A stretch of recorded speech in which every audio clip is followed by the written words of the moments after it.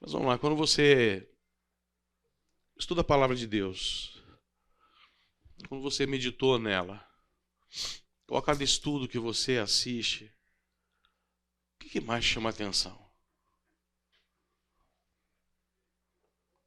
O que mais marca na sua vida? A bondade de Deus, a graça. A bondade de Deus, a graça. O que mais? E a nossa imperfeição. A nossa imperfeição. Aliás, hoje a gente vai ver hoje aqui nós vamos fazer um estudo em conjunto aqui bem legal. Hoje vocês vão trabalhar bastante. Hoje vocês vão trabalhar, vocês vão botar a mão na massa, a gente vai trabalhar junto. O que mais? Promessa. As promessas. O que mais?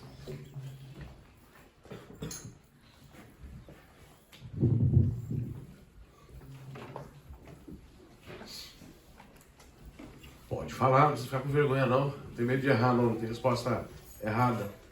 O que mais? A coerência do plano dele, do início ao fim, né? É o que mais. Coerência.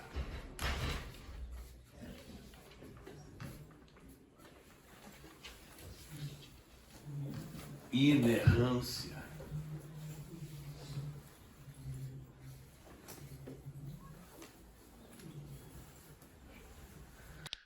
A mensagem da palavra de Deus é única. A palavra de Deus não se contradiz.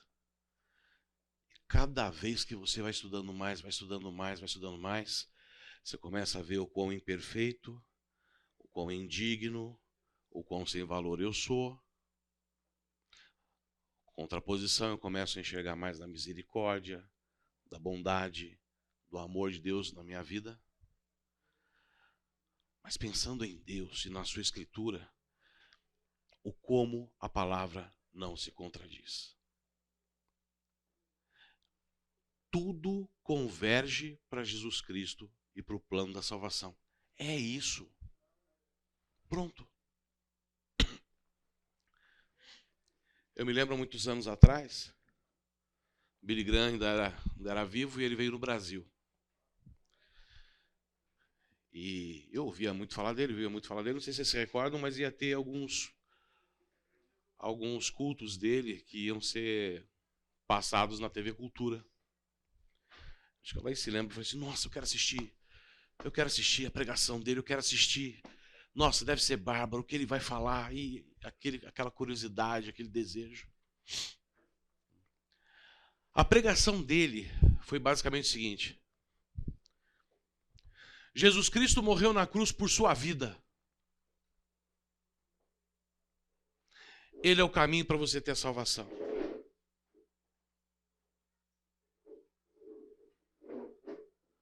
Ele só falou da mensagem da cruz, não teve nenhum termo assim, complicado, não fez nenhum estudo exegético, não trouxe lá toda uma argumentação teológica. E eu naquela expectativa, puxa, é Billy Graham que vai falar. Ele falou aquilo, eu fiquei, nossa, só isso? Aí eu vi o quanto eu era tolo. Isso é tudo. Esse é o objetivo. Vocês vão entender por que eu estou fazendo esse início aqui do nosso estudo. Nós vamos trabalhar hoje em conjunto, a gente vai fazer algumas coisas aí para poder entender melhor sobre esse tema. Foi o que eu falei para vocês. Existe um material, não existe mais esse livro. Tem o livro em inglês, parece. Isso é uma cópia. Inclusive aqui na igreja parece que tem uma coinonia aí, um discipulado que também está utilizando o material. Então eu estou tentando fazer o seguinte, eu estou mastigando o máximo possível para vocês, para a gente ser objetivo e entender o que é o tema e nos dar uma visão muito clara acerca de como é que eu me posiciono corretamente dentro dessa questão da vontade do Senhor. Tá? Então, esse tem sido o meu objetivo. Ao invés de ficar fazendo toda aquela estrutura do livro e trazer passo a passo, eu estou tentando mastigar isso e facilitar para vocês. Vamos orar? Pai, obrigado, Senhor, por mais esse dia que Tu nos concedes diante da Tua presença, para que nós possamos estudar, aprender e conhecer mais a Tua palavra.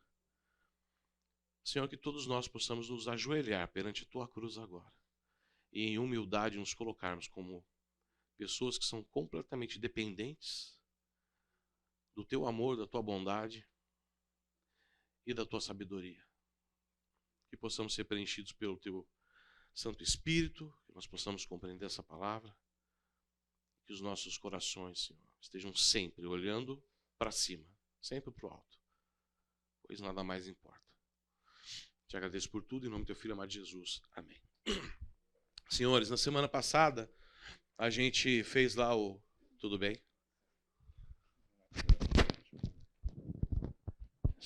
Obrigado.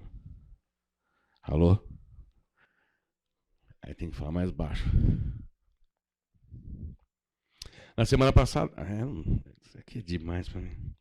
Na semana passada a gente estava falando sobre... Começamos a entrar sobre vontade moral, soberana. Não entramos especificamente na vontade individual, fizemos só um aparado.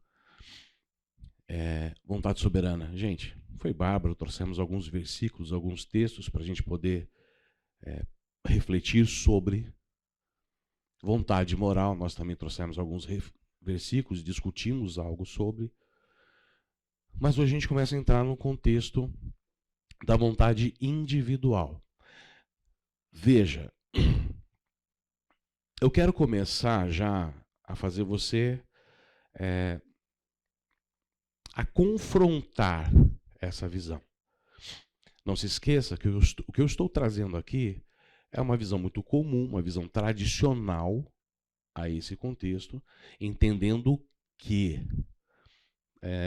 dentro dessa visão acredita-se que há a necessidade, existe uma expectativa de você, ao longo da tua vida com Cristo, também ter o interesse de buscar entender qual é a vontade específica do Senhor para a tua vida.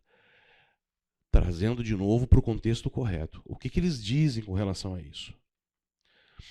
Com quem eu devo casar? Qual é a profissão que eu devo seguir? Que contratos eu devo assinar? Então são decisões pessoais, decisões que estão relacionadas à minha pessoa. E eles entendem que há necessidade de você ter que descobrir isso daí. Tá? Eu vou trazer aqui alguns versículos para vocês, de Colossenses, Romanos e Efésios.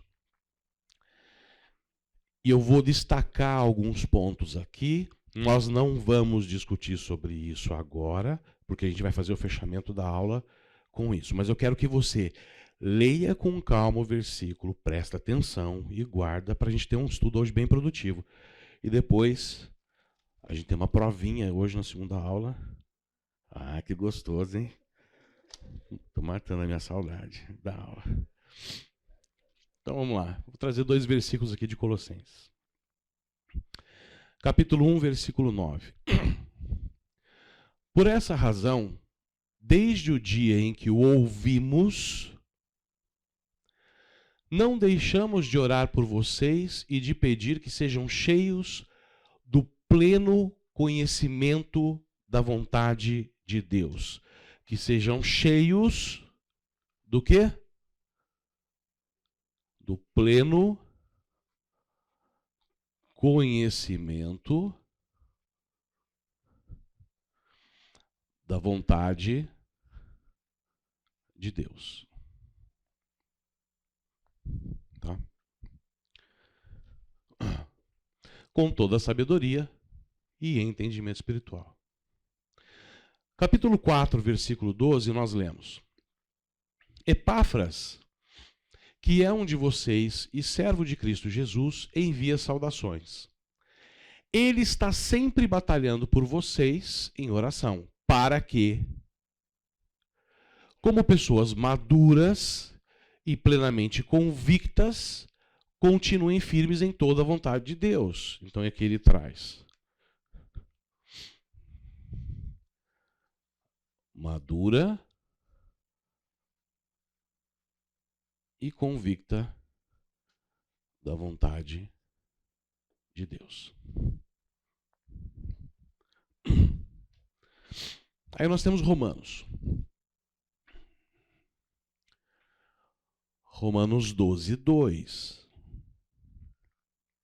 Eu tirei o versículo 1 daqui. Não se amoldem ao padrão deste mundo, mas transformem-se pela renovação da sua mente, para que sejam capazes de, olha só, experimentar e comprovar a boa, agradável e perfeita vontade de Deus. Então aqui eu tenho uma condição de transformação,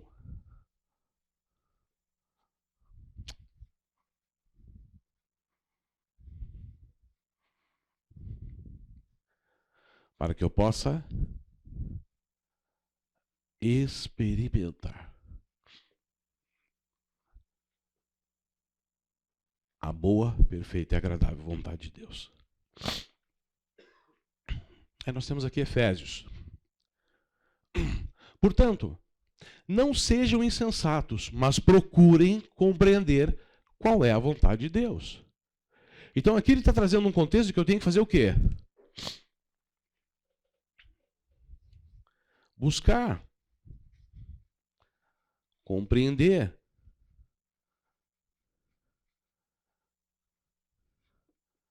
a vontade de Deus. E o próximo em Efésios.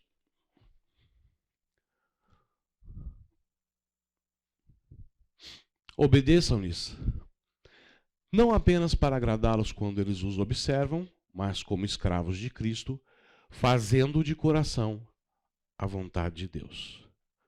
Eu tenho que também fazer de coração. A vontade de Deus. Excelente.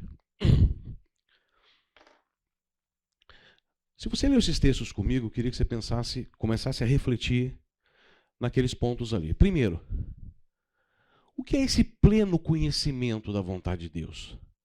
Do que Colossenses capítulo 1, versículo 9 está falando? Porque dentro da visão tradicional, eles entendem esse versículo como um chamado a você tem que buscar junto ao Senhor qual é a vontade de Deus, a vontade dele para a tua vida especificamente. Você tem que ter pleno conhecimento. Esse pleno conhecimento ele entende como você ser capaz de ter a compreensão plena de tudo que Deus quer acerca da tua vida e para a tua vida. Depois ali, ele faz em Colossenses capítulo 4, versículo 12, um chamado falando que não é para conhecer e reconhecer isso de qualquer forma, mas é de uma forma madura e convicta. O que quer dizer isso?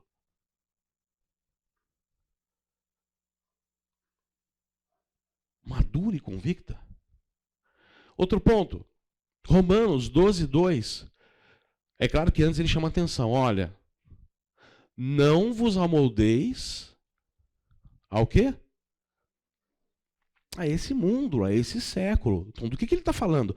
Não vos amoldeis a esse século. Mas nós temos a obrigação de diariamente nos transformar. Nós temos que transformar a nossa mente. Para quê? Para que nós possamos experimentar a boa, agradável e perfeita vontade de Deus. O que esse texto está falando? Em Efésios, depois ele fala que nós temos que buscar e compreender. E no último versículo que nós lemos, a gente tem que fazer de coração. Muito bem. Mas, seguindo a visão tradicional, eles batem o pé de que você tem que conseguir enxergar qual é o caminho, qual é a trilha, o que você deve seguir. Deus tem um plano específico para você. Mas, Ricardo, onde que eles defendem que isso realmente tem valor? Eles utilizam 4 argumentos. Os 4 argumentos são razão, já vai ver ele, A gente vai ver cada um deles separadamente.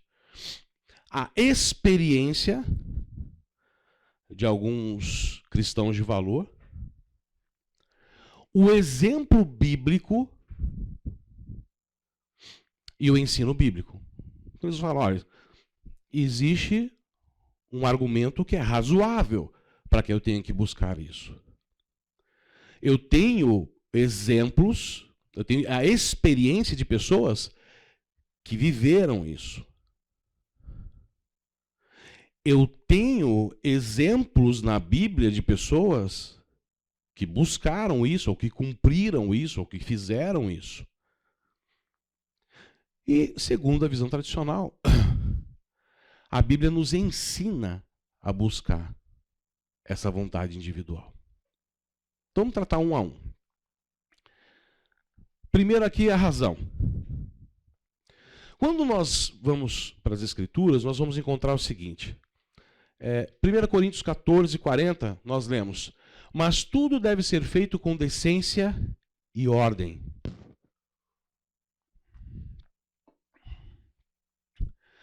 O nosso Deus é um Deus de ordem e planejamento. O nosso Deus não é um Deus que fez todas as coisas. E olha, é engraçado a gente falar assim, né? Deus fez todas as coisas, mas a gente não consegue nem imaginar o que são todas as coisas, porque eu não tenho essa compreensão. Mas todas as coisas que ele fez de uma forma perfeita. Se vocês tiverem oportunidade no YouTube, também tem um livro do Adalto Lourenço, que é um físico, se não me engano, e ele fala muito sobre a questão da criação, fala sobre a questão do universo, e é impressionante que ele fala assim, olha, tudo foi construído de tal forma e tão perfeito que um pequeno desajuste disso traria consequências absurdas. Então, assim, nosso Deus realmente é um Deus de ordem e planejamento. Tudo que ele fez teve um propósito. Tudo que ele fez teve uma forma. Ele construiu e constituiu isso de uma forma perfeita. Agora, a pergunta que eu faço para vocês é: dentro disso, não responda, tá? Mas dentro disso, imagina você, se eu for considerar essa visão, eu não poderia entender, então, que é como se Deus também me colocasse dentro de uma caixinha, de um labirinto, ficasse aqui de cima olhando e falasse assim, não, você tem que chegar no ponto final que eu quero. Você tem que encontrar isso daí, você está dentro do labirinto. Ou até mesmo eu posso ter a visão de que Deus está lá em cima e eu sou um marionete. E Ele está manipulando a minha vida. Responde uma coisa para mim. Na criação, como é que nós fomos feitos? Como é que o primeiro homem foi feito? Na criação. A imagem e semelhança de quem? E Deus nos fez a sua imagem e semelhança porque Ele nos dotou da capacidade de raciocinar, de tomar decisões, de avaliar por si próprio. Então não faz sentido. Porque aí vai entrar num contexto que a gente vai estudar e discutir mais para frente, que é o livre-arbítrio. Então ele fez todas as coisas com ordem e planejamento de forma perfeita. Ele nos fez também da forma como ele queria que fosse. Mas ele nos dotou da capacidade de raciocinar e tomar decisões. Então guarda isso. Então o primeiro argumento seria esse, a razão. O segundo argumento seria a experiência. E aí eu trago para vocês aqui alguns cristãos que foram proeminentes na história dentro do ambiente cristão, né? Então nós temos William Carey, David Livingstone, Adoniran Hudson, John Wesley, Martinho Lutero, Hudson Taylor. E para todos esses exemplos que nós estamos trazendo aqui, são pessoas que de uma forma ou outra, eles entenderam que houve um chamado para que eles exercessem esse ministério. Tem alguns que são interessantes. Martinho Lutero, pelo que diz, ele estava no meio de uma tempestade, caiu um raio muito próximo dele, muito forte, e ele falou assim: me acuda Santa Ana, se eu sair dessa eu vou virar monge. E virou monge. E para muitos, isso foi um chamado que ele teve. E olha, Martinho Lutero foi o grande ícone da Reforma Protestante, que escreveu todas aquelas 95 teses, que foi quem escreveu as solas, que teve imagina o embate que ele teve enquanto monge contra o imperador Carlos V, Papa Leão X e John Tetzel, se não me engano, que era o grande defensor da questão da venda das indulgências. Inclusive, John Tetzel dizia o seguinte: o tilintar de uma moeda no copo representa mais uma alma viva, uma alma salva, que ganhou a salvação. Martinho Lutero foi completamente contrário a isso, em função da experiência de vida dele, do choque cristão e de ele enxergar ou como ele não conseguia ter uma vida de incorruptibilidade. Ele conseguiu entender a palavra, ele conseguiu entender as escrituras, dizendo que ele, por si só, nunca conseguiria alcançar a salvação. E que não há boa obra ou uma moeda que possa comprar essa salvação. É completamente contrária à visão da Igreja Católica Romana, que prega muito sobre a questão do quê? De fazer boas obras. Mas eu sou bonzinho, eu ajudo os pobres, eu faço isso, eu faço aquilo. E aí eu tenho uma condição de que, não, eu vou ter a paga desse contexto. Martinho Lutero foi alguém que lutou veementemente contra isso. Existem até alguns textos depois que fazem alguma crítica a Martinho Lutero, que ele começou a ficar tão rigoroso com isso. Ele tem até alguns dizeres que parece que ele foi meio antissemita, né? Porque ele também questionou a questão dos judeus. Mas esse é outro assunto. John Wesley, se não me engano, aos 5 anos de idade, onde ele morava, teve um incêndio e ele foi salvo. Ele não morreu queimado. A mãe dele entendeu aquilo como uma resposta de Deus. John Wesley foi alfabetizado com os Salmos. A mãe dele meio que entregou a vida de John Wesley a isso daí, e foi uma pessoa extremamente rigorosa. O pai dele era um reverendo de reconhecimento onde ele morava. John Wesley é o fundador da Igreja Metodista. E ele vem para os Estados Unidos, para a Virgínia, tenta fazer essa obra. Veja, a Igreja Metodista teve a expansão que teve o crescimento que teve a partir do trabalho de John Wesley. E entende-se que ele recebeu um chamado, ele conseguiu compreender isso e seguiu. David Livingstone.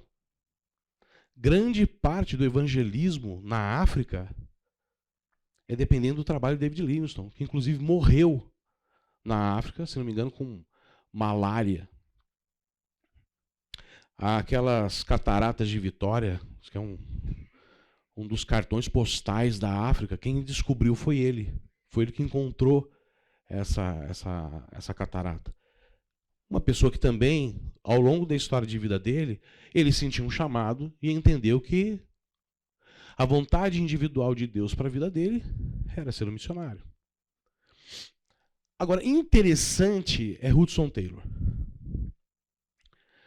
Hudson Taylor, num dado momento, sente no coração que a vontade de Deus para a vida dele é que ele fosse para a China.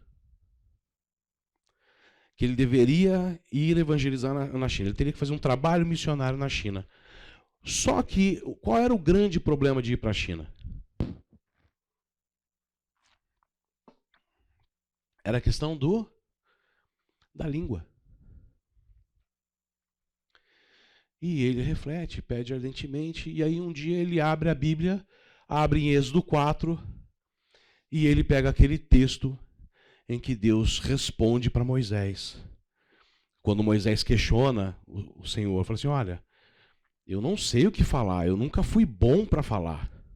Eu tenho dificuldade para falar. Inclusive tem alguns teólogos que dizem que Moisés era gago.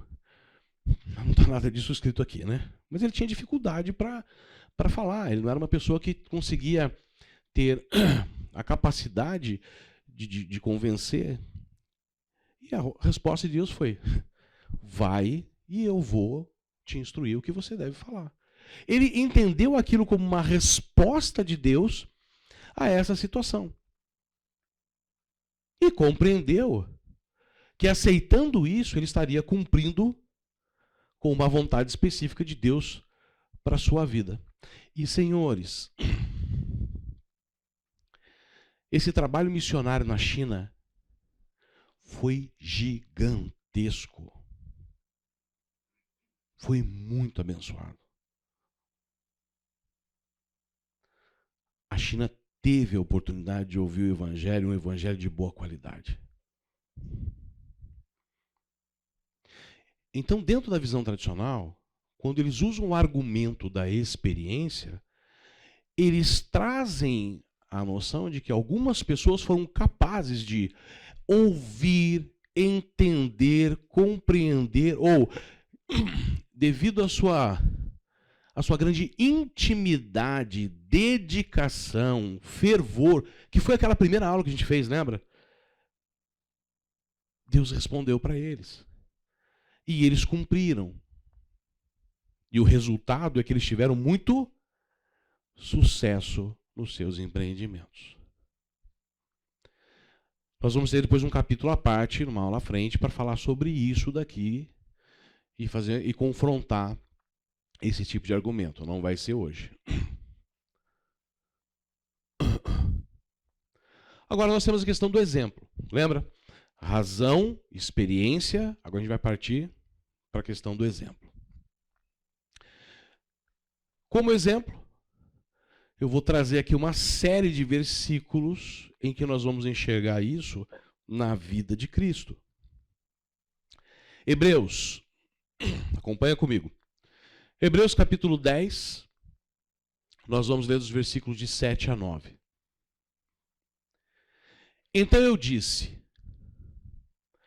aqui estou, no livro está escrito a meu respeito. Deixa eu só marcar isso aqui.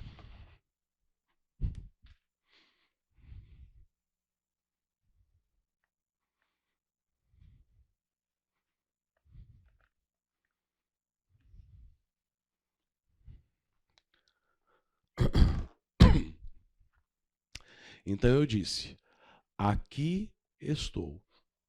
No livro está escrito a meu respeito. Vim para fazer a tua vontade, ó Deus. Primeiro ele disse, sacrifícios, ofertas, holocaustos e ofertas pelo pecado não quiseste, nem deles te agradaste, os quais eram feitos conforme a lei. Então acrescentou, aqui estou, de novo. Vim para fazer a tua vontade. Ele cancela o primeiro para estabelecer o segundo. Gente, esse texto, é claro que a gente pode extrair um monte de coisa aqui, dá para fazer um estudo sobre isso. Mas o nosso foco aqui é entender que Jesus Cristo está dizendo que ele se colocou em total prontidão. Olha a resposta dele. Aqui estou. Que resposta semelhante você já leu na Bíblia de pessoas que receberam algum chamado do Senhor? Como é que eles respondiam? Eis-me aqui. E Jesus Cristo explicitamente está dizendo aqui, ó, aqui estou. Aqui estou. Para quê? Para fazer a tua vontade. Então, dentro dessa visão, eu vou trazer agora mais alguns versículos e quero que vocês raciocinem comigo. Eles entendem que Cristo é o maior exemplo. Pois ele compreendeu qual era a vontade individual, qual era o papel que ele deveria exercer aqui. Vamos ver outros textos. Ainda sobre Cristo. João 4:34. Disse Jesus: a minha comida é fazer a vontade daquele que me enviou e concluir a sua obra. A minha comida é fazer a vontade daquele que me enviou e concluir a sua obra. 6:38. Pois desci dos céus, não para fazer a minha vontade, mas para fazer a vontade daquele que me enviou.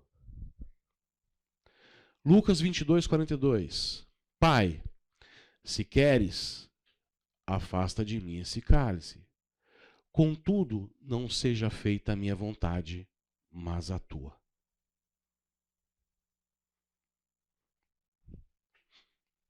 Ele tinha como decidir?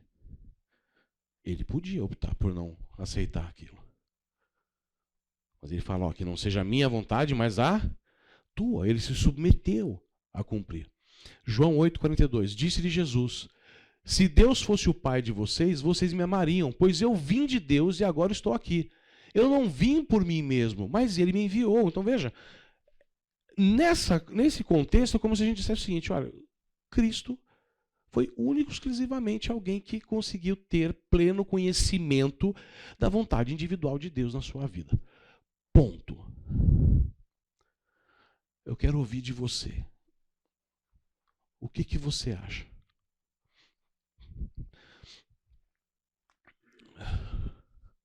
Nós trouxemos essas questões aqui.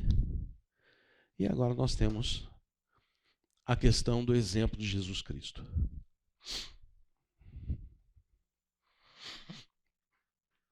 Você concorda com essa visão de que Jesus Cristo veio e teve o pleno conhecimento, a capacidade de compreender qual era a vontade individual de Deus para a vida dele?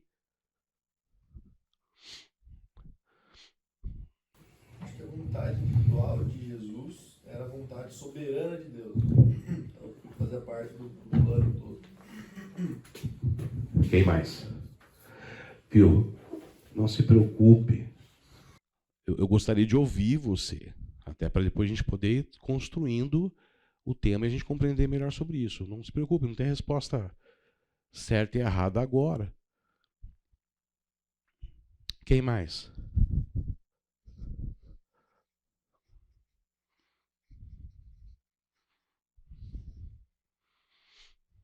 Então, para você não é vontade individual para Jesus Cristo, mas ele cumpriu a vontade soberana. Quem mais?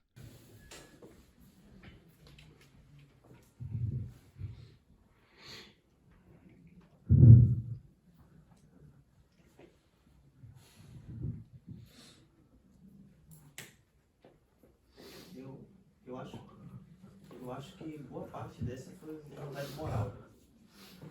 Vontade moral. Você consegue me esclarecer um pouco disso? Por que você acha que é vontade moral? Primeiro ali, João 4:34. A minha comida é fazer a vontade daquele que me enviou e concluir sua obra. Então a comida dele é fazer tudo aquilo que é correto, tudo aquilo que Deus quer que ele faça, né? Tem que ser um exemplo. Como é que é o teu nome? Elias.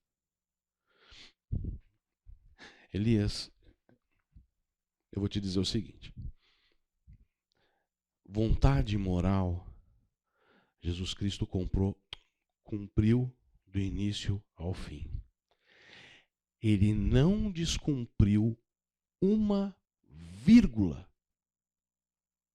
do que estava escrito na palavra de Deus com relação às leis e os mandamentos. Então, sim, em todas as suas decisões, em todos os seus confrontos, na sua postura, na sua forma de viver, de se comportar, ele realmente foi impecável. Santo, no contexto de separado, imaculado, sem nenhuma mancha. Aquele que veio ao mundo, se fez homem, mas conseguiu viver a vida aqui sem pecado nenhum. Ele cumpriu.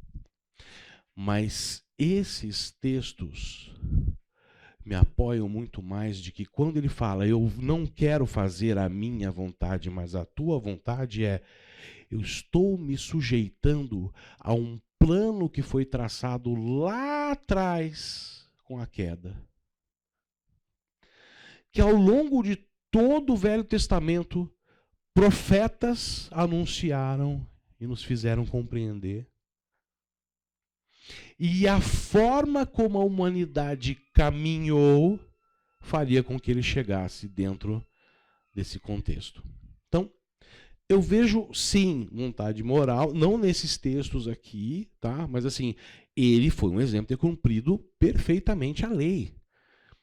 Mas quando ele se coloca aqui nessas condições, tanto em Hebreus quanto nesses versículos, Senhor, a tua vontade soberana, esse plano que tu arquitetaste,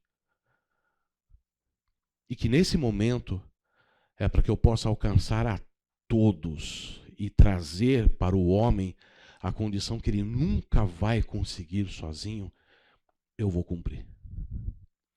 Ainda que o cálice tenha sido extremamente amargo.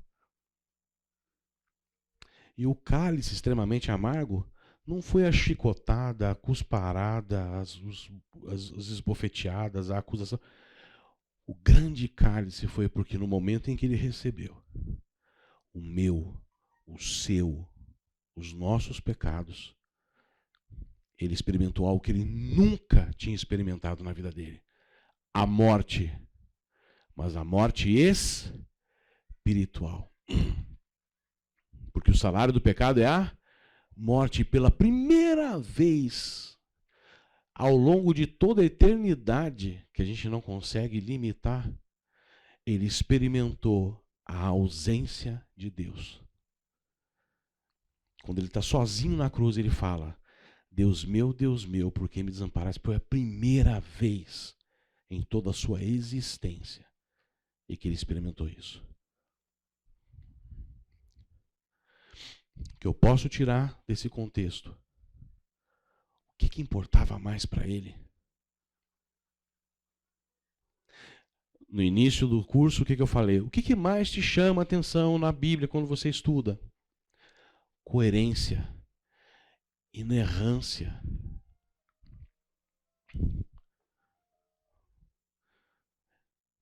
E nas Escrituras nós temos a seguinte orientação. E como é difícil a gente aplicar isso no dia a dia.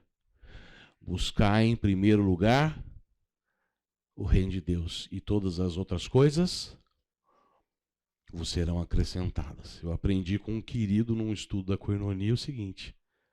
Ricardo, você entendeu o que é vos serão acrescentadas? Então se é acrescentada é a mais do que você já tem. Então deixa eu só dar mais alguns passos aqui. Bom, sobre Jesus a gente já fez aqui uma discussão.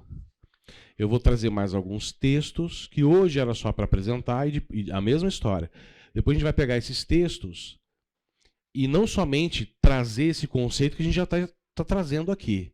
A gente está tendo uma visão de que quando se fala da vontade de Deus para alguém específico, a visão é muito mais ampla do que algo realmente específico para o indivíduo. Tá? Então deixa eu passar os próximos textos aqui. A gente trouxe o exemplo, Jesus Cristo, mas nós temos Paulo como exemplo. Olha que interessante. Várias vezes, Paulo, ao iniciar uma carta, ele diz que ele foi o quê? Chamado para ser apóstolo. 1 Coríntios 1:1. Paulo chamado para ser apóstolo de Cristo Jesus pela vontade de Deus. E o irmão Sóstenes. Aí isso aqui não parece que faz sentido com relação à questão dos missionários que a gente apresentou? Você fala assim, poxa, estou vendo Hudson Taylor aqui. Estou vendo Martinho Lutero. Deus chegou para Paulo e falou assim: você vai ser apóstolo. Não é hoje a gente vai discutir isso. Gálatas 1. Paulo, apóstolo, enviado não da parte de homens, nem por meio de pessoa alguma, mas por Jesus Cristo e por Deus Pai, que ressuscitou os mortos. Aqui, de novo, o contexto dizendo que ele foi especificamente chamado para poder servir o Senhor dentro desse ministério de expandir a obra. Aliás, Paulo, se a gente for considerar as viagens missionárias dele, é fantástico, né? O que ele fez.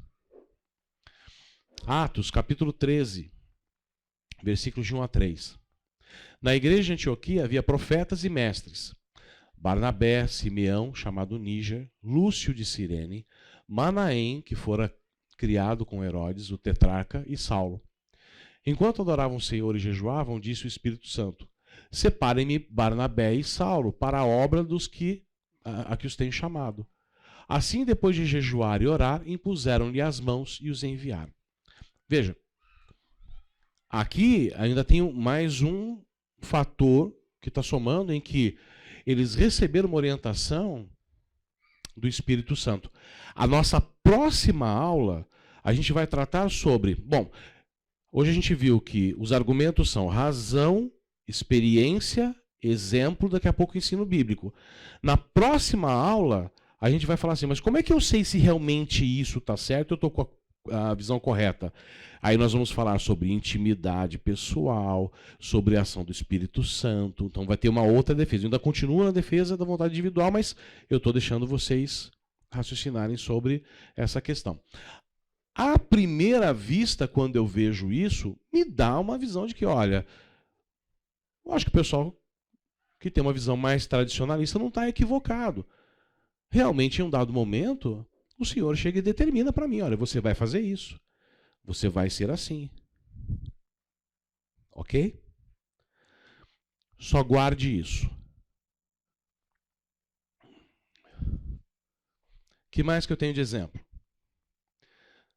Filipe. Nesse eu até vou gastar um tempinho. Atos 8, de 26 a 29. Leia comigo e presta atenção. Um anjo do Senhor disse a Filipe: vá para o sul, para a estrada... Específico, hein? Vá para o sul, para a estrada deserta que desce de Jerusalém a Gaza. Ele se levantou e partiu. No caminho encontrou o eunuco etíope, continente africano. Um oficial importante, encarregado de todos os tesouros de Candace. Na Etiópia, na realidade, antiga região de Cuxi, haviam reinos muito fortes, e esses reinos, geralmente, eles trabalhavam de uma forma muito equilibrada o patriarcalismo e o matriarcalismo. Então, assim, geralmente eram reinos que tinham mulheres que eram rainhas e que reinavam e que eram responsáveis por administrar aquele país.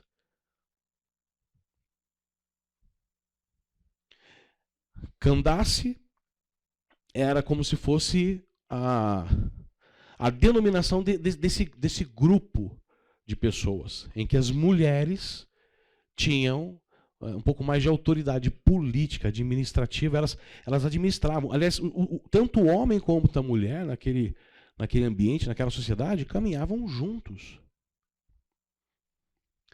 E ele era eunuco encarregado dos tesouros de Candace. Bom, eunuco, porque já que eram mais mulheres que administravam lá, já dá para entender porque o cara era eunuco, né?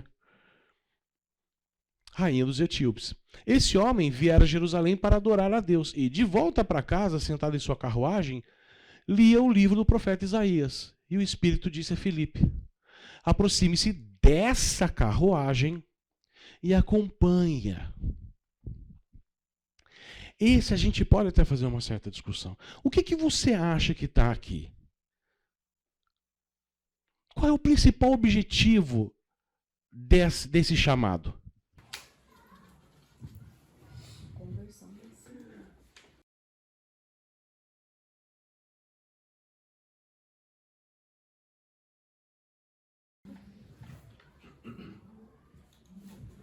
que o Felipe não estava perguntando para o Senhor o que fazer, foi o Senhor que disse para ele. Ah, caramba, maravilhoso.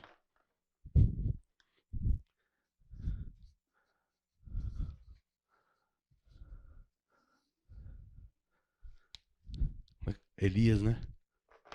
Elias.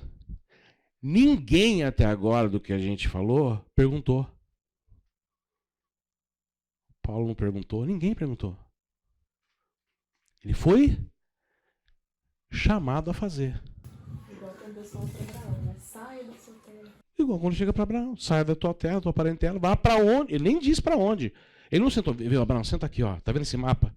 Você vai sair daqui, tá? Vai passar por aqui, tal. Ó, leva só fulano, ciclano. Ele fala, deixa a tua parentela, e ele, teimosão, leva quem? Leva Ló. Justamente isso. É um chamado. Agora, ele não foi para qualquer um, ele foi para alguém que o coração já estava disposto, estava compreendendo a mensagem do Evangelho. A gente está em Atos, formação da igreja. Ele foi até lá para ouvir a palavra. Ele tinha tanto interesse. Aí é Deus vendo o que está no coração daquele eunuco. E ele está voltando, o que me dá a entender aqui que ele não estava entendendo. E o anjo fala, vai lá e fala com ele. E não era qualquer um, era alguém que tinha um cargo, uma patente e uma proximidade a pessoas em que ele poderia fazer a diferença na Etiópia. Então, entende, de novo, não é o Filipe. Não é para o Filipe. Na realidade, Filipe foi usado. Isso sim não está em desacordo com as Escrituras. Filipe não ficou lá vendo ele lá e depois viu ele saindo meio com dúvida, Senhor, devo ir lá falar com ele? Não, não foi nada disso. O objetivo é muito maior do que Filipe. O objetivo era a expansão do Evangelho. Era anunciar a palavra. E está falando de Isaías. E Isaías está falando o quê? Gente, Isaías, você tem um capítulo lá que fala de ponta a ponta o que ia acontecer com Cristo. É esse o foco. A mesma história do que a gente viu lá de Paulo, lá anteriormente, mas não é a discussão hoje, mas a gente vai voltar sobre isso. Mas, entende? A gente está começando a raciocinar. Está claro para vocês o que eu estou falando? Está ficando compreensível? Então a gente está construindo esse pensamento para poder futuramente saber o como falar a respeito desse tema. E vários outros exemplos. Olha, Moisés foi chamado, mas teve toda uma experiência. Foi protegido, cresceu dentro do ambiente do faraó, né? A mãe foi bem esperta, né? Durante a primeira infância, conseguiu amamentar, cuidar dele, mas olha como foi importante sobre a vontade moral.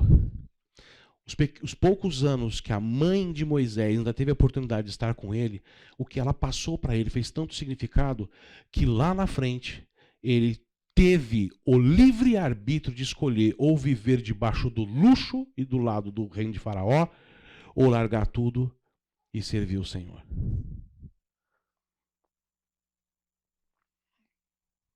E ele fez, ele cumpriu. Josué, seja apenas forte e corajoso, vai e faz. Davi, um homem segundo o coração de Deus, um baita de um exemplo, apesar de ter feito tudo o que fez. Josias, Ruth nem era do povo,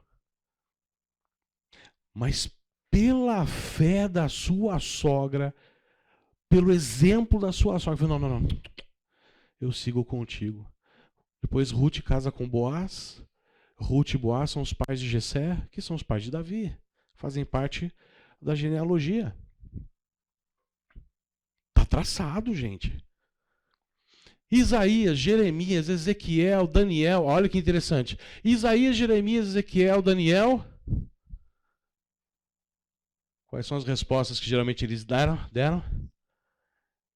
Eis-me aqui. Aqui estou. João Batista, quem era João Batista? Aquele que veio para preparar o caminho. E Maria, mãe de Jesus, qual foi a resposta que ela deu? Eis-me aqui. Gente, pelo que tudo indica, Maria tinha entre 12, 13, 14 anos.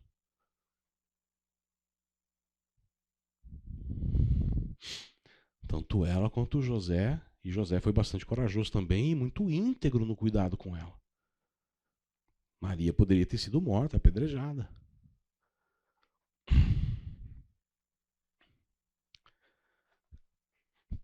Exemplos são esses.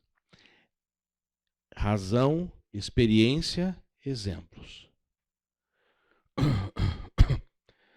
Todos esses que eu trago aqui, eu olho como pessoas que foram destacadas, usadas por Deus. Lembra que lá atrás eu coloquei um fundo de um tabuleiro de xadrez, né? Um peãozinho sendo mexido. Gente, não é isso. Você não é um marionete. Você não é a peça mais simples do jogo de xadrez que serve apenas para ser movimentada para alguns lados, para poder trazer alguma movimentação estratégica, proteção. Não. Você tem algum papel. O Senhor pode te destacar, pode te usar a hora que Ele quiser. Mas é sempre para a sua obra. Ensino. Colossenses 1:9, a gente leu no início do curso, não vou ler de novo, e a gente vai também voltar a falar sobre ele. E aqui agora mais completo, Romanos 12:1-2. Portanto, irmãos, rogo pelas misericórdias. Eu acho interessante esse rogo, né? Em algumas traduções é, portanto, suplico. Porque se você pegar Romanos do capítulo 1 até o 11, você tem toda a argumentação teológica necessária para dizer que você é imperfeito, você não vai conseguir a salvação por nada nesse mundo. Você depende muito de Cristo e o que foi que Cristo fez pela sua vida. E ele chega aqui, Paulo vira para o povo e fala assim, eu rogo, estou suplicando para vocês, para que vocês se ofereçam como sacrifício vivo, santo e agradável a Deus. Vivo, porque eu vou morrer todo dia para esse mundo. É uma escolha pessoal. Todo dia eu vou me entregar à morte. Todo dia eu quero buscar morrer para esse mundo para viver mais com Cristo. É o estou aqui, é o eis-me aqui. É o desejo de servir da forma correta o Senhor. Não se amoldem ao padrão deste mundo, mas transformem-se pela renovação da sua mente. Veja, não tem como você ser usado por Deus se você mantiver uma mente ainda vinculada aos padrões do passado. A Bíblia sempre te orienta, você tem que se despir. Você tem que renovar, se revestir do novo homem. Eu preciso mudar, eu preciso transformar a minha mente, eu preciso deixar de pensar de acordo com os padrões desse mundo. Então não é só simplesmente, o Senhor me destacou, eu vou ser missionário. Gente, todos eles que serviram ao Senhor, tinham conhecimento. Paulo, não foi assim, de Saulo para Paulo, né? Foi lá Ananias, tirou a venda dos olhos dele, e aí, não, já saiu pregando. Vai estudar e você vai ver que Paulo se isolou por um tempo e foi estudar. Foi com Gamaliel, né? Depois ele foi para campo. Quem decidiu estudar? Quem decidiu se preparar? Tem a participação dele para um objetivo final. A obra do Senhor. Exercício. Vamos lá? Eu quero que você leia, e eu destaquei os textos aí.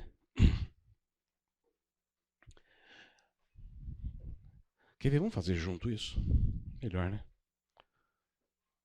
Mas vocês respondem, né? para a gente fazer tudo na mesma página. Você viu que eu destaquei alguns textos aí, a gente começa em 1 Reis, capítulo 11, e vai seguindo dentro de 1 Reis. Gente, isso aqui é bárbaro. Se você quiser acompanhar aqui, a gente lê na mesma tradução. Eu vou lendo devagar e a gente vai discutindo. Pode ser? Mas o objetivo era, destaque para mim aonde você está vendo a vontade soberana, aonde você está vendo a vontade moral, aonde você está vendo a vontade individual. 1 Reis, capítulo 11. Você consegue ler ali atrás de mim?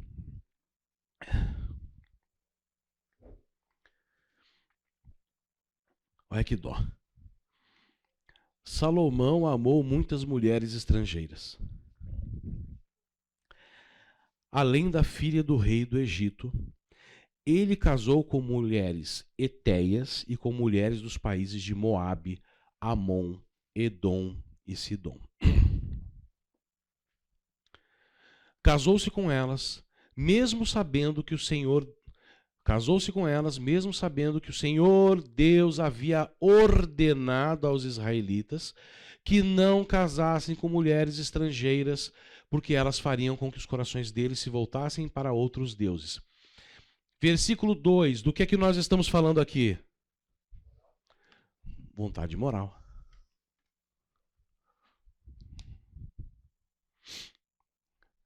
Versículo 1, do que a gente está falando aqui?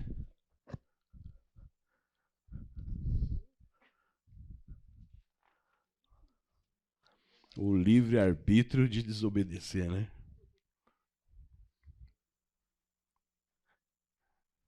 Ele não sabia? A liberdade, ele agir conforme... E veja, isso aqui já é mais para frente, quase na velhice. Que vida bárbara que Salomão teve, foi abençoado lá atrás como moleque, fez uma escolha tão sábia. Ele não pediu sabedoria para ser o cara mais destacado, para brilhar, sabe aquele brilha, brilha, estrelinha? Não era esse o objetivo dele. Ele pediu o seguinte, eu quero sabedoria porque tu me deste o teu povo na minha mão, eu não sei como é que eu vou dirigir. O Senhor atende isso, porque ele não estava pedindo para ele ser o destaque, o Albert Einstein da época. Ele falou assim, olha, você me deu na minha mão a responsabilidade de administrar o teu povo, a tua nação. Me ajuda, eu não tenho sabedoria para isso. Olha o que ele faz aqui na frente. Então segue. Salomão casou-se.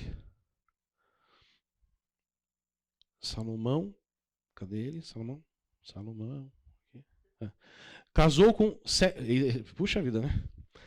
Casou com 700 princesas e também teve 300 concubinas. 1000 sogras, né? Elas fizeram com que ele se afastasse de Deus. E quando ele já estava velho, fizeram com que o seu coração se voltasse para deuses estrangeiros. Ele não foi fiel ao Senhor, seu Deus, como Davi, o seu pai, havia sido. Salomão adorou Astarote, a deusa de Sidom, e Moloque, o nojento deus de Amon. Vocês sabem quem era Moloque? Como é que eram os holocaustos feitos para Moloque? Era uma estátua gigantesca de ferro, de bronze. E embaixo havia um local onde você enchia de carvão e lenha, encandecia aquilo, e Moloque com as mãos assim, e eles pegavam bebês vivos e colocavam em cima ali para serem sacrificados vivos. Inclusive Manassés, um dos reis de Israel, fez isso com o seu próprio filho. Sacrificou o seu próprio filho. Você está vendo quem que Salomão permitiu ser adorado? Ele pecou contra o Senhor e não foi fiel a ele como Davi, o seu pai, havia sido. Na montanha que ficava a leste de Jerusalém, ele construiu um lugar para a adoração de Quemos, o nojento deus de Moabe, e um lugar para a adoração de Moloque, o nojento deus de Amon. Também construiu lugares de adoração onde todas as mulheres estrangeiras queimavam incenso e ofereciam sacrifícios aos seus próprios deuses. E esses sacrifícios e esses cultos, você imagina tudo o que acontecia aqui. O Senhor, o Deus de Israel, havia aparecido a Salomão 2 vezes.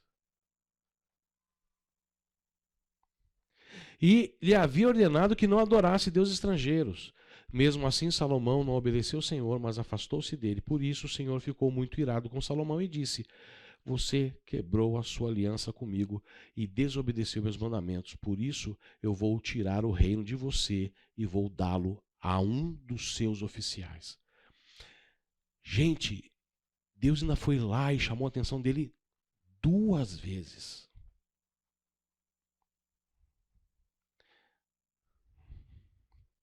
No entanto, aí a questão da bondade e da misericórdia de Deus.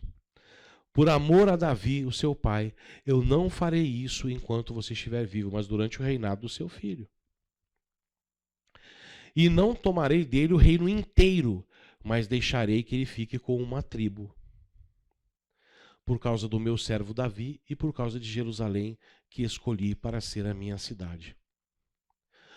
O que está em jogo aqui é a vontade moral e também a questão da vontade soberana do Senhor para com o seu povo, para com a sua nação. O que eu tenho de individual aqui é somente o livre-arbítrio de Salomão em ter desobedecido isso veemente. E sabe o que é interessante? Essa instrução já havia sido dada lá atrás. Quando você vai para Deuteronômio capítulo 17, a partir dos versículos 14, fala lá, olha, vocês vão crescer, vão virar uma grande nação. E vai chegar um momento em que o meu povo vai querer um rei. Não vai mais querer ser um povo de uma estrutura política teocêntrica. Lá atrás, Deus já tinha dito que isso ia acontecer. E aí ele fala, porém eu vou te dizer o que esse rei não pode fazer. Esse rei não pode ter muitas mulheres, não pode ter muitos cavalos, não pode guardar muito ouro e prata. Se você ler lá depois Deuteronômio 17, a partir dos versículos 14, é só você pegar Salomão e falar assim, contrário, contrário, contrário, contrário.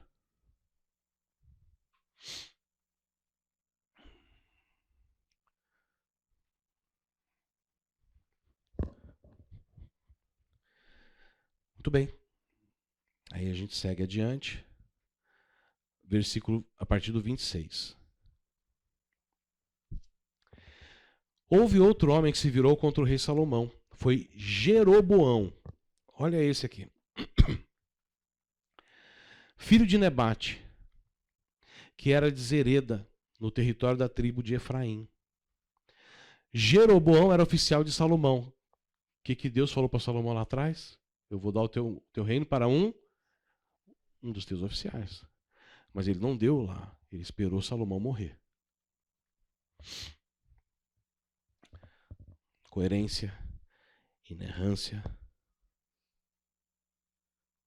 Deus mostrando como ele é onisciente e falando o que ia acontecer antes de acontecer. Está aqui na Escritura.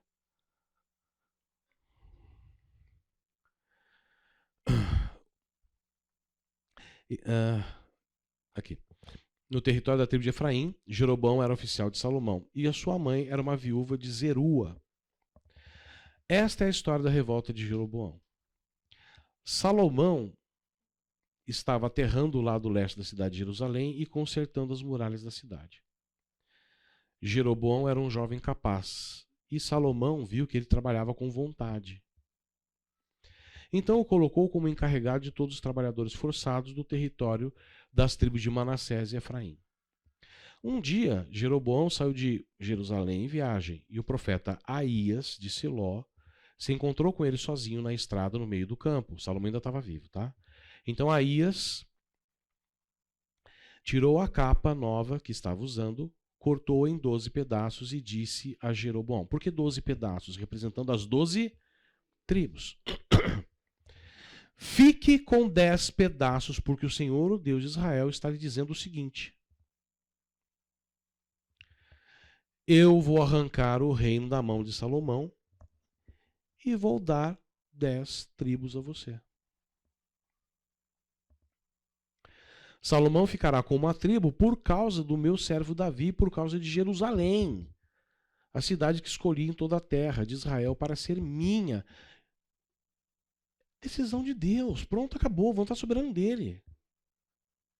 Jerusalém sempre teve e tem um aspecto especial para Deus, porque Ele quer. É a cidade santa. Eu vou para lá e vou voltar iluminado.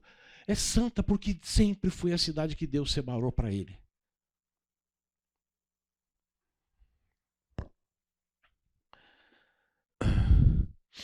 Vou fazer isso porque Salomão me rejeitou e tem adorado deuses estrangeiros. Astarote, a deusa de Sidom, Quemos, o deus de Moabe, Moloque, o deus de Amon. Salomão tem me desobedecido. Ele tem agido de maneira errada e não tem guardado as minhas leis e as minhas ordens como Davi, o seu pai, guardou. Mas eu não vou tomar de Salomão o reino todo. Vou deixar que ele governe enquanto viver. Eu farei isso por causa de Davi, o meu servo, que escolhi e que obedeceu os meus mandamentos e leis. Do filho de Salomão eu tomarei o reino e darei a você 10 tribos.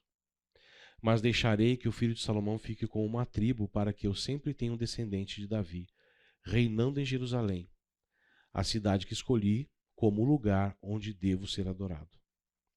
Jeroboão, eu vou fazer de você o rei de Israel, e você vai governar todo o território que quiser. É Deus que está dando isso daí para ele. Elias, ele perguntou, ele foi atrás do Senhor para falar assim, o que vai ser? Ele era um servo, ele era alguém dedicado, que foi visto com valor na obra. Ele não perguntou.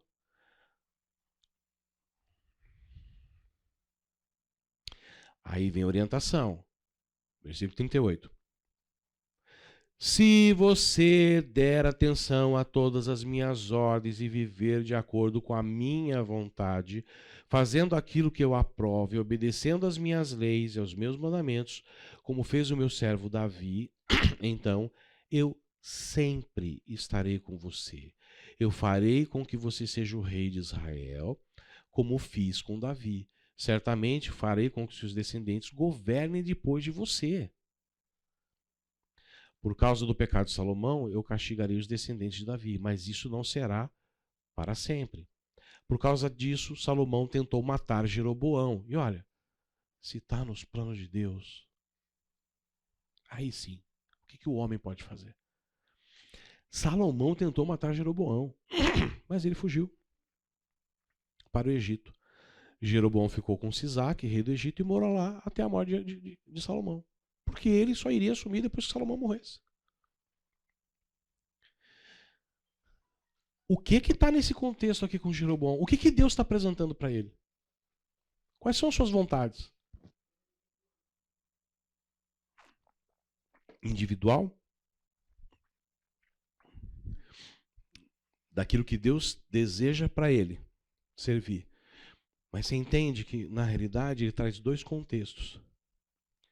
Soberanamente, e em função do que está acontecendo e com o que Salomão fez, eu vou proteger a minha nação, o meu reino, e vou dar ela para um outro oficial. Eu vou tirar isso da descendência de Salomão. Mas quando ele chega para Jeroboão, ele coloca somente uma condição. Qual é? A vontade moral de obedecer.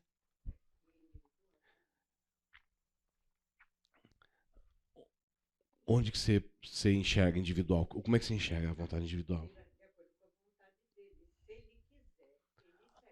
Excelente. Aí ele tem o livre-arbítrio, a possibilidade de decidir se vai obedecer ou não. É isso? Perfeito. Então ele fala assim, olha, eu vou te dar isso. Da minha parte, a minha vontade é essa. Vai acontecer nesses termos. Ok.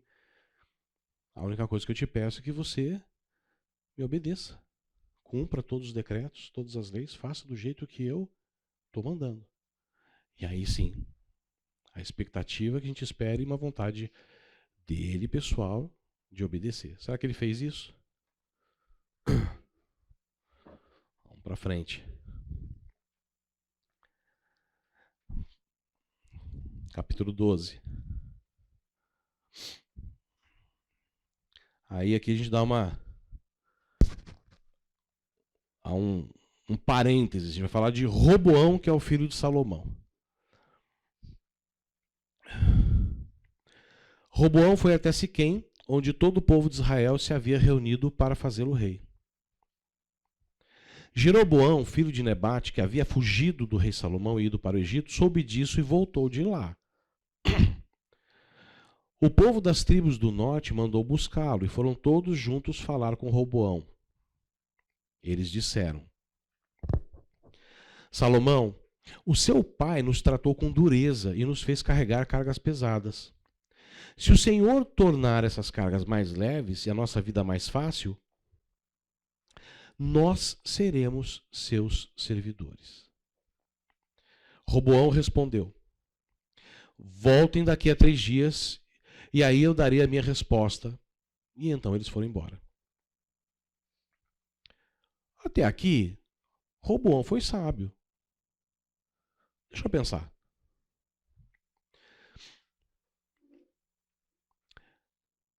Aí Roboão foi falar com homens mais velhos que haviam sido os conselheiros do seu pai. Que resposta vocês me aconselham a dar a este povo? Eles disseram: se o Senhor quiser servir bem a este povo, dê uma resposta favorável ao pedido deles, que eles serão seus servidores para sempre.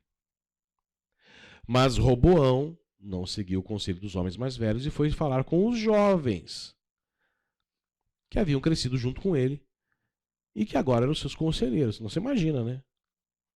Cresceu com Roboão, parça, Roboão está com toda a autoridade, é rei.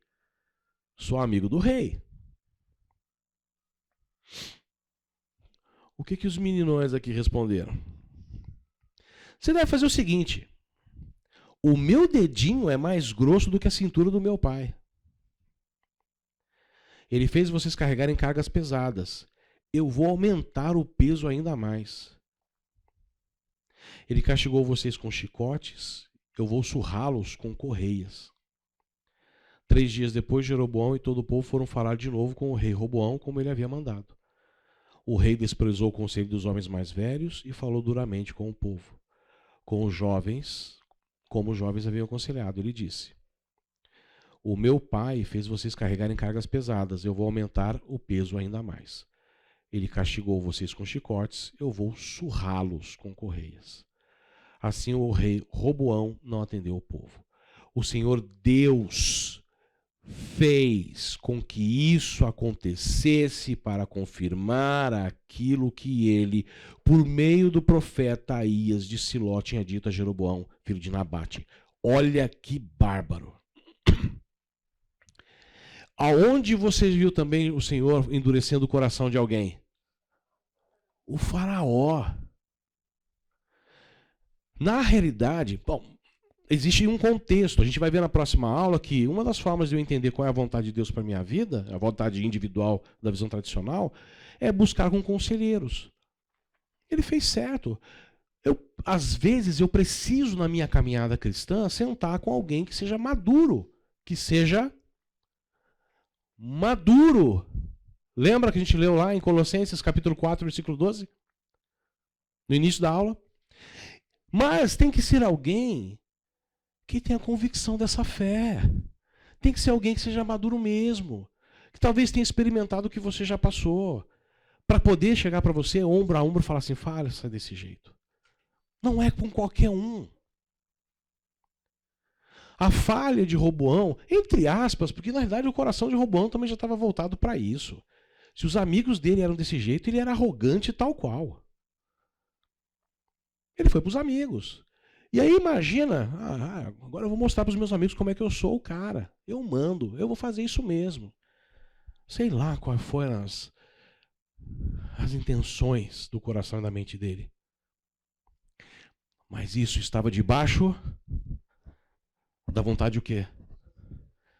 Soberana. Primeira aula, falei vontade soberana. Ela vai acontecer, independente que esteja envolvido o bem ou o mal. Quem lembra a primeira aula? Aqui. Para que aquilo que Deus quisesse, e já tinha dito que ia acontecer, fosse cumprido, havia necessidade de endurecer o coração de Roboão e falar assim, faz isso mesmo. Porque o povo vai se afastar de você.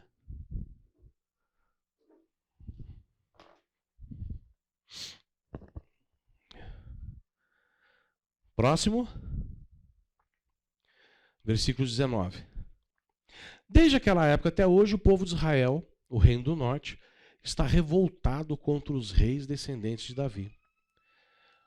Deixa eu só terminar essa parte aqui, por gentileza.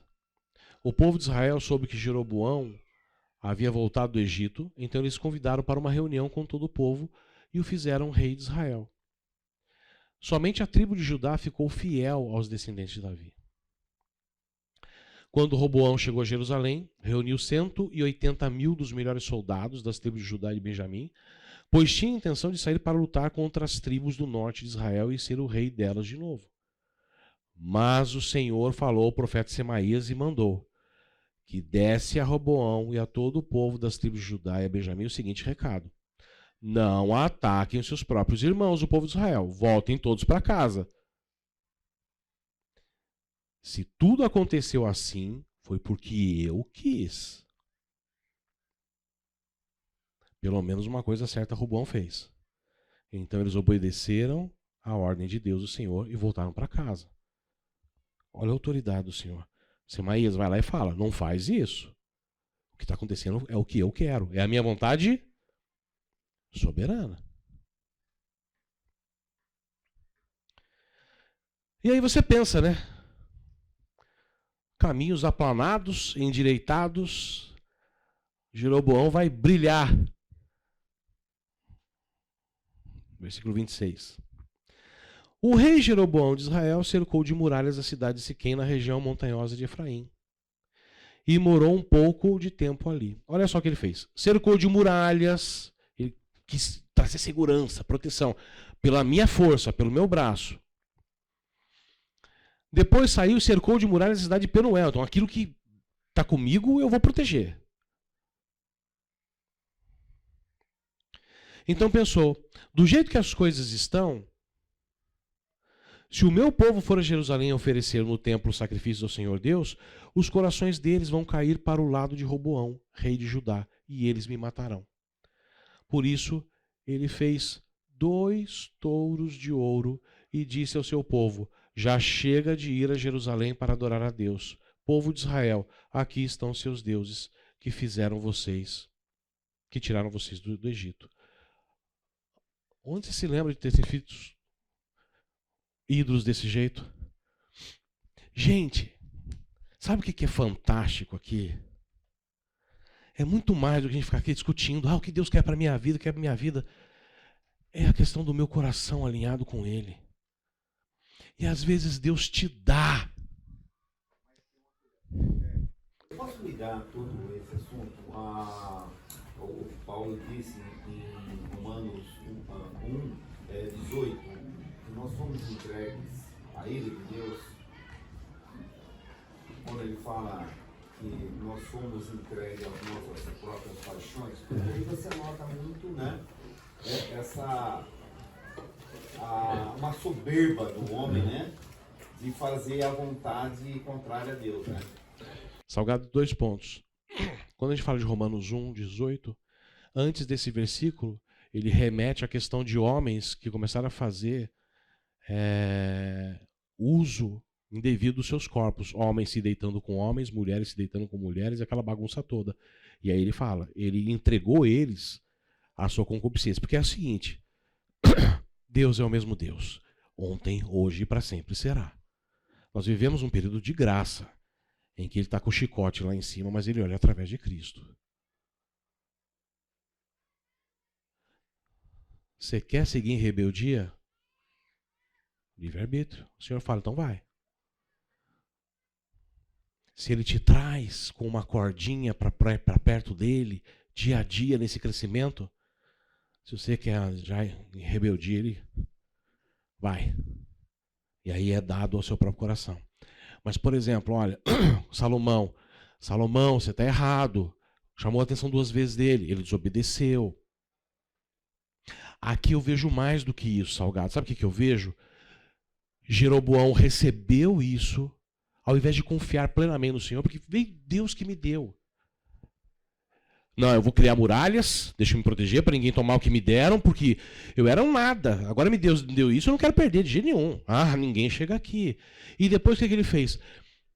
Se o povo vai sempre para Jerusalém para adorar, eles vão ter de novo intimidade com o povo de Judá, eu vou perder o Ibope, pode ser que eu perca o meu reinado. Ele só pensou nele, ele quis tomar decisões por ele. Ao invés de confiar e se submeter a Deus, ele decidiu por ele. E aí deu com os burros na água. Então, gente, a gente está começando cada vez a amadurecer mais sobre esse estudo. É simples. Vontade soberana, se tiver que acontecer na tua vida, vai acontecer. Ah, pode ser que Deus apareça como um raio, um relâmpago no meu quarto. Ah, se Ele quiser. Eu não duvido nada do Senhor. Isso é o que me importa. A vontade moral. Quanto a isso, é a submissão. Ainda tem mais texto. Gente, faz o exercício em casa, revisa isso e tenta ver as 3 vontades. Lembra que eu pedi para vocês lerem para mim lá a história do casamento de... Vocês leram, né? Tá, não foi perdido, fica tranquilo, a gente vai falar sobre isso. Amém?